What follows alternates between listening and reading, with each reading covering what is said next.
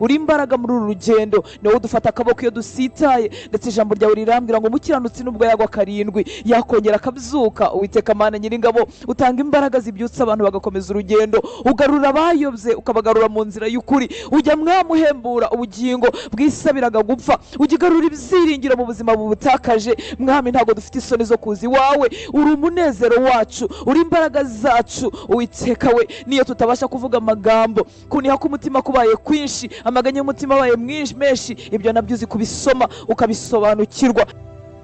Imitima yacu iragushaka, imitima yacu yizeye imbaraga zivuye kuri wowe, imitima yacu yizeye ubutabazi buturuka kuri wowe. Uwiteka Mana Nyiringabo, turifuza cyane ubuntu bwawe ku buzima bwacu, turifuza kubaho kwawe muri twebwe, ni wowe dushaka. Ahandi hose ni umusenyi, ahandi hose nta mbaraga zidutabara, ahandi hose birama akanya gatoya, bikamara akanya gatoya, ariko muri wowe harimo imbaraga zerekeza umuntu mu rugendo.